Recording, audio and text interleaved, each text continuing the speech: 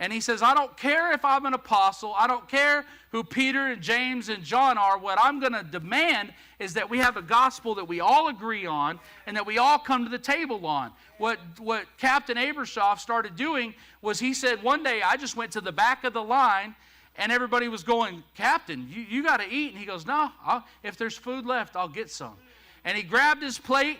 And then he walked down to the mess quarters with all the other sailors, all the enlisted men who barely graduated high school or took their GED and somehow made it into the Navy. And he walks and he eats dinner with them, and he sits down and he says, not a week later, all of his officers went, I think we ought to be eating down here too.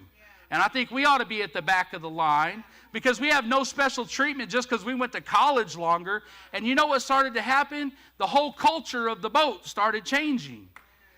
He had men come up and say, hey, Captain, I know I'm not a graduate from some naval academy or West Point or one of these organizations, but you think we could use some stainless steel rivets so that we don't have rust every 6 months?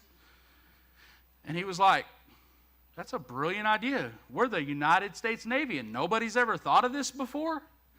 And so guess what they did? They started slowly, instead of just painting every 6 months, they started replacing rivets and bolts and things every 6 months. And guess what? They didn't have to paint as often.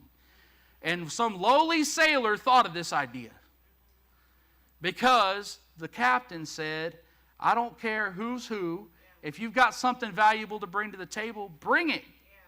And that's all Paul is demanding. He says, y'all can make all your rules about who gets to be with whom and what they have to do and what laws they have to follow. But you remember the Council of Jerusalem, they said, look, what the gospel you're preaching is just fine. All we ask is that you continue to remember the widows and the orphans.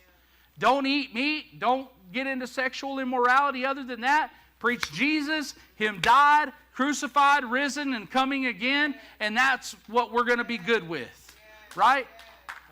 They got over that wall of hostility, yet every time they knocked a brick down, here comes somebody with a trowel and some concrete trying to put it back up.